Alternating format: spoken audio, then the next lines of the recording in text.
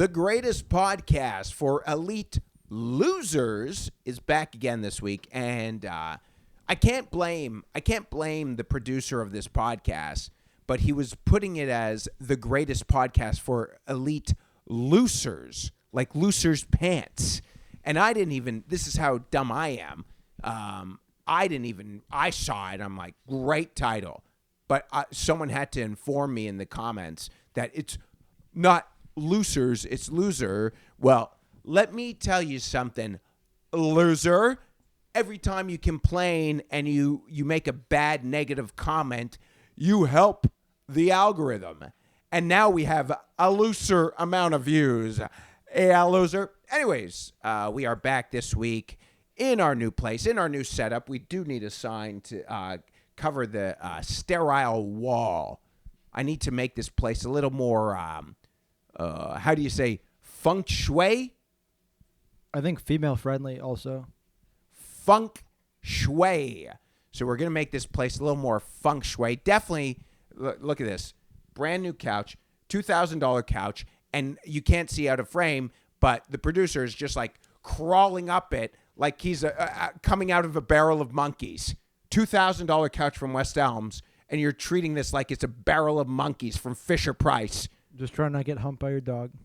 Anyways, and as I've mentioned before, I have, speaking of dogs, and then I'll talk about this, taking my peptide cycle, officially started it, taking the peptides, and 30 minutes after you take this CJC ipamorelin, you get really tired, right? And by the way, that's what you do when you go bald. You either grow a beard or you take peptides.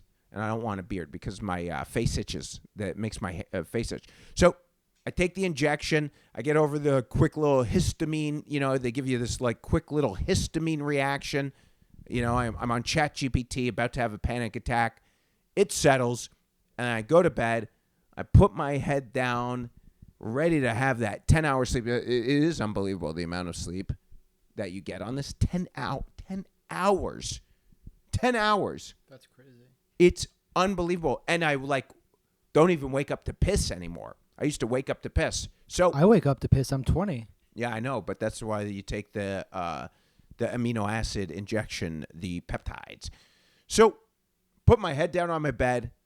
My one dog, Thor, who's trying to hump the producer right now, Tomas Leibel, is, well, you can edit it out if you don't want your name in this.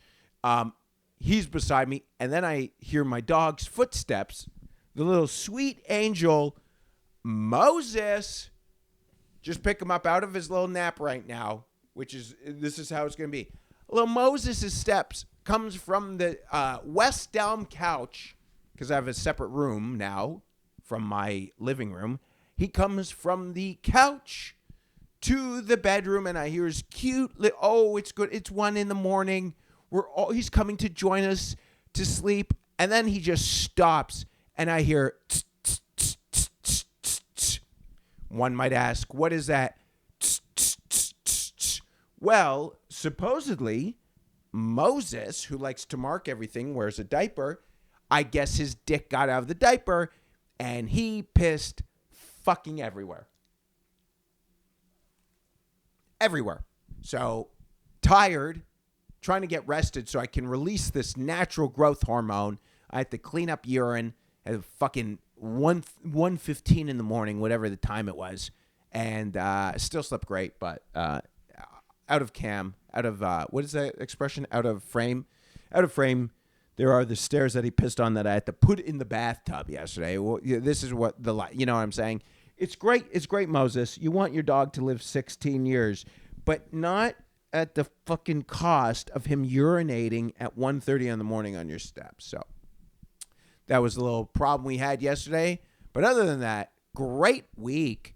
We did a private gig in Chicago. Literally got DM'd by someone who saw us in Chicago, fans of the podcast. Not this one, Two Goons. Definitely no one from this podcast is fucking DMing me. But gets 200 views, which is great. It's amazing.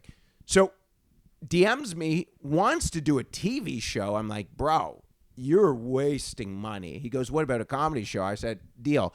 cigar lounge in Chicago, private cigar lounge for literally, it's like the fancy boy, like all the athletes go there, like fancy boy cigar lounge. So they take us out for dinner before, give us a lot of money to do this gig. And so I literally flew in and flew out in 24 hours. Lost my phone. Let me tell you something right now. Can I lean back like this? Is this appropriate? Do anything you want. Okay.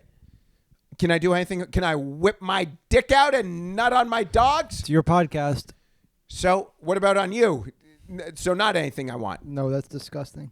So I'm in the Uber, and the Uber driver, let me tell you, so it's 7 a.m, and I stink like, because I was in the cigar lounge for 6 hours. We did comedy in the cigar lounge. I was in there for 6 hours. Bro, when I went home, I was showering myself, and I still stunk like smoke. I don't know how guys do that. I love the vibe.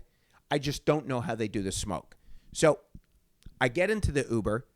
The guy's car smells like stale ashtray.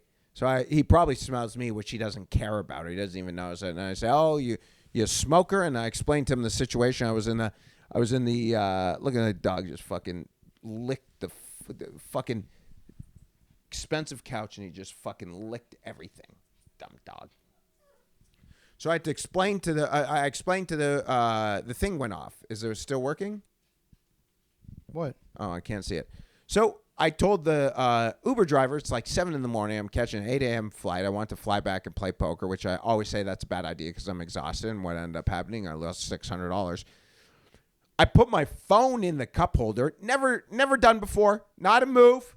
You know, sometimes you have moves. This is not a fucking move. I put it down. I get out of the Uber.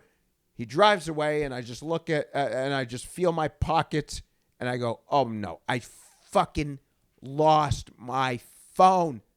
I was like, how do I go anywhere? I didn't even know. I thought I was just stranded. I think that's how you become homeless. Some guy just loses his phone and he has nothing. You know, nobody carries ID or anything like that. Nobody knows. He has no way. Like, you just become, that's how you become homeless in another town.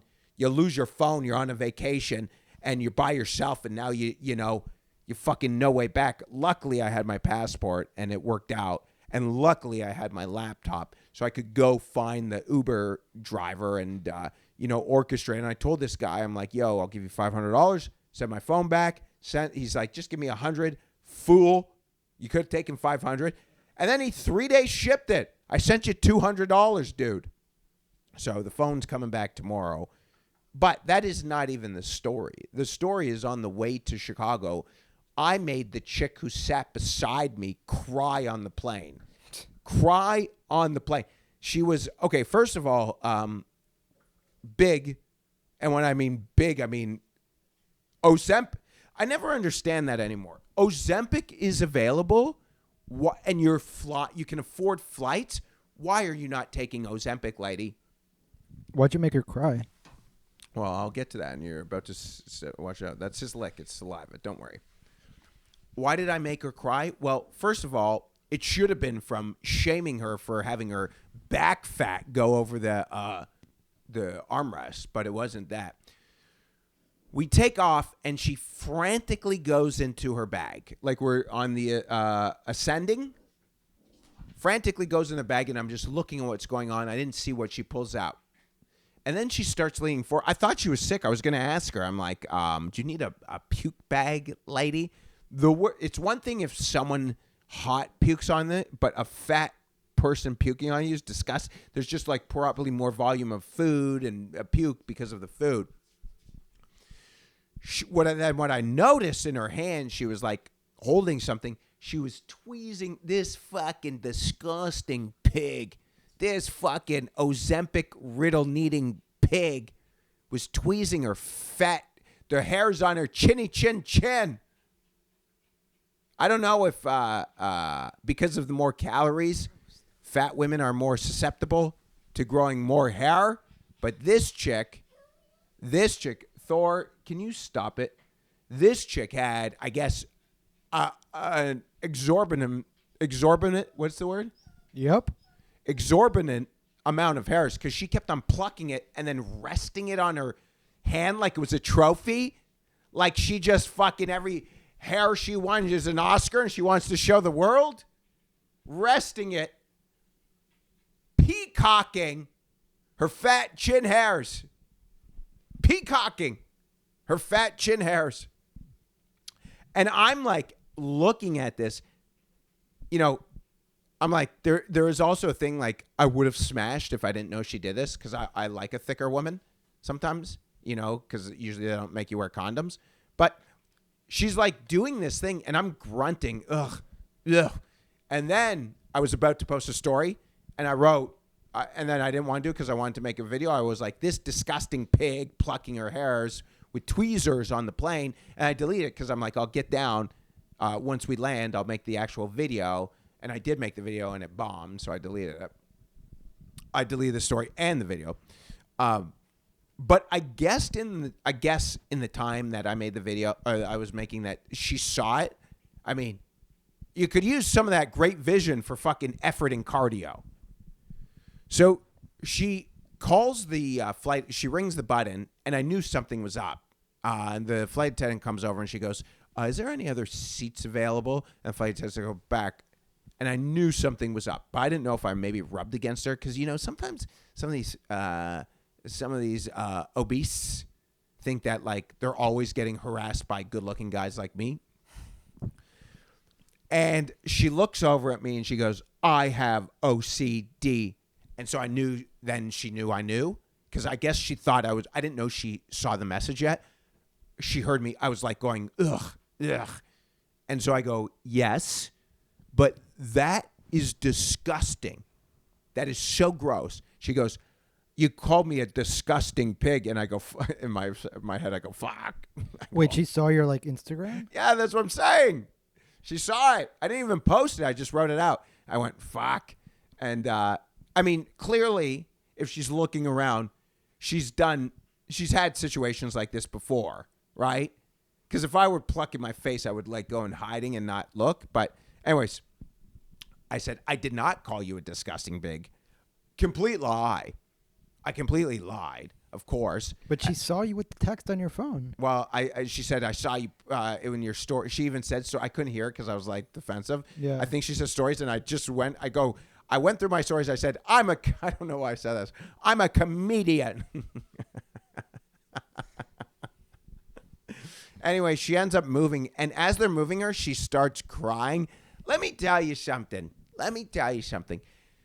I'm not a political guy, but typical fat pig victim mentality. It really is. You do something. You cause something, and then you play the victim, you fucking cow. So angry about the situation. And they end up moving her. And so what ended up happening is they have, like, flight attendants. When people, like, take a trip? Like, say we're flying. I'm pilots, and you're the flight attendant, obviously. And we fly to, like, San Francisco, but we want to fly back home that day. But because we've already worked too many hours, we're not allowed to fly. So we jump on, we stand by. So who ended up sitting beside me was a flight attendant who was not working. And she goes, what happened? And I go, this chick was tweezing her facial hairs. And I said it was disgusting. And she looked at me. And this is how, like a woman, a sweet woman in her 20s who was like very conservative looking, like she had bangs. She looked at me and she goes, I'm so sorry. So, like I'm not the crazy one at this point. I didn't think I was the crazy one. Funniest part of the story is, and I told Che yesterday, I was sitting beside a guy who's oblivious to what was going on. He was like a younger guy, like cool dude with dreads. And I was on his computer the whole time, like watching a show. And he looked at me, he goes, what happened? I said, she was tweezing her face and I called her disgusting. And he goes, we got more room now. So that was the story. And then I'll tell one more thing and that was gone. But yeah, that was pretty crazy, no? Yeah? I'm not in the wrong, am I? No, but why'd you have to add insult to injury? Like, what was insult? Like, you posted on your story and then you kept, like, bullying her more. Like, if that was me, I would have been like, oh, no, like, what are you talking about? Like, I didn't post anything. Like, yeah, that's why I lied. Okay, because you kind of made it seem like like you lied for a second, and then she called you on it, and you were like, "Yeah, sorry, you disgusting pig." No, like, no. I said that was disgusting. Okay. And what I also did for the record to protect myself, I did screenshot. I was actually I was in the air, and I went to United customer service, and I started messaging them. Really? Yeah, What did your complaint look like? I'm sitting beside a disgusting woman who's tweezing her facial hairs, and they're like, you have to fill out the survey. But I did screenshot that. Okay. And on that note, I think, I was going to tell another story how some woman proposed me. We went on a date off of Hinge. Beautiful chick. Oh, my God. And on the date, she actually, it was going so well. She's like, I like you. This is so much fun. And then she proposed to me that she's looking for, a sugar daddy situation, which I'm not opposed to. If you're hot enough and you want to drain my... I'm not a pay pig, but if I can enter you raw, you can get some of my money, my hard-earned money. Because what's the point of making money, cleaning up dog urine, sitting... And let me just say one thing right now. When I sat in the United version of Delta Comfort, whatever the extra legroom version, which I didn't sit in first class on the way home. I sat first class, sat beside the great Judy Gold. She was also coming from a gig. Really? Yeah, super cool. Yeah, she's been doing comedy for 40-something years. Yeah. Super cool. We I didn't bother her until we're landing. We talked for a second. But, yeah, super cool.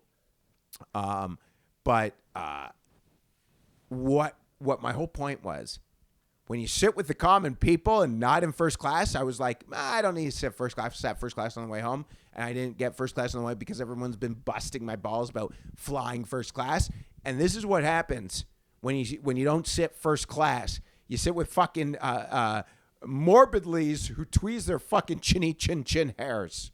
So, lesson to be learned when you try and save money on flights. Anyways, I'm JJ Lieberman, and this is the greatest podcast for elite losers. See how professional that is?